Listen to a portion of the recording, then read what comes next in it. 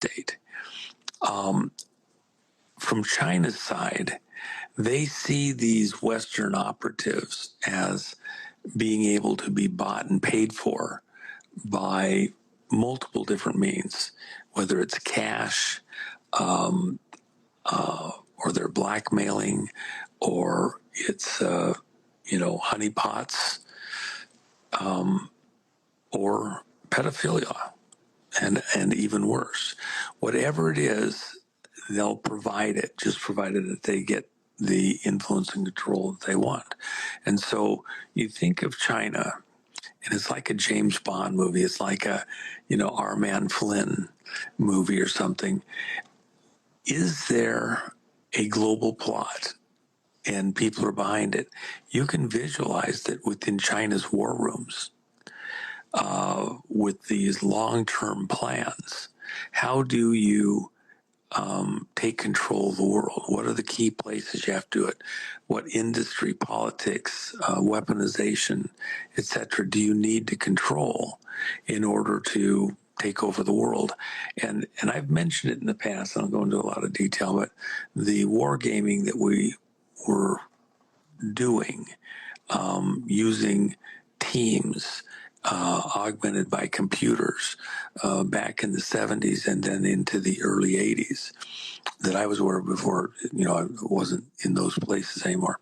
The war games included not just nation states, but some of them, which seemed very playful at the time, were as though aliens landed on planet Earth.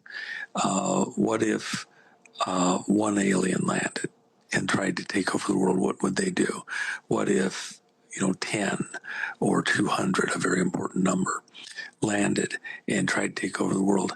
What would they do? How would they go about it? How long would it take them? Would we recognize it and be able to respond? And you had to think of, what are their capabilities, so that you had some zone of reality you were dealing with. And what technologies might they filter in, and how could that affect it? And so running these war games over and over and over and over and over, looking at different options and what could we do to fight back. In reality, some of those, I think, were precisely aimed at Russia and China, even though they were couched as being aliens from outer space. Russia was easier to beat. China is different.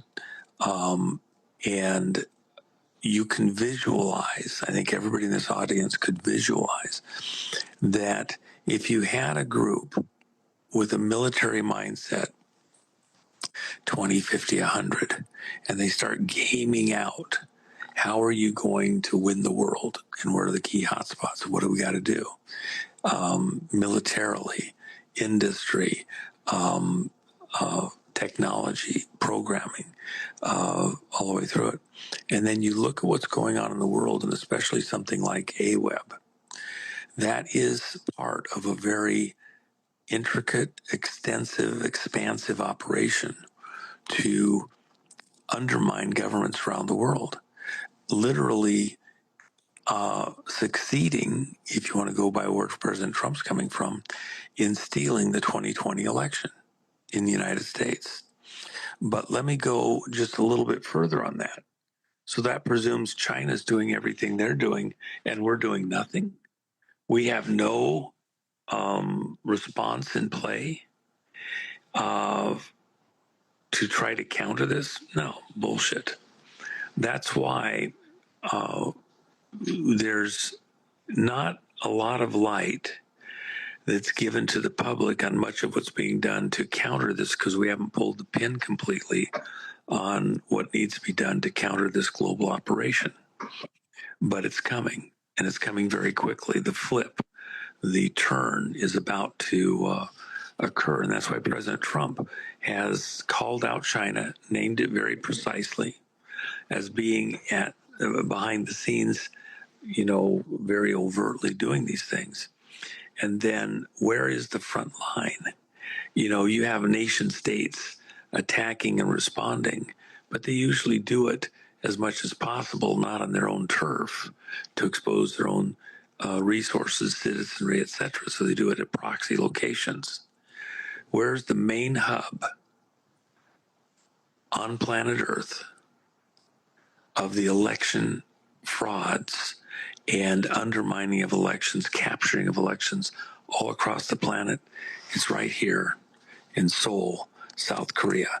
You are right now looking at the city that is at the front lines of election fraud on planet Earth, where the Chinese are working through to take over the world.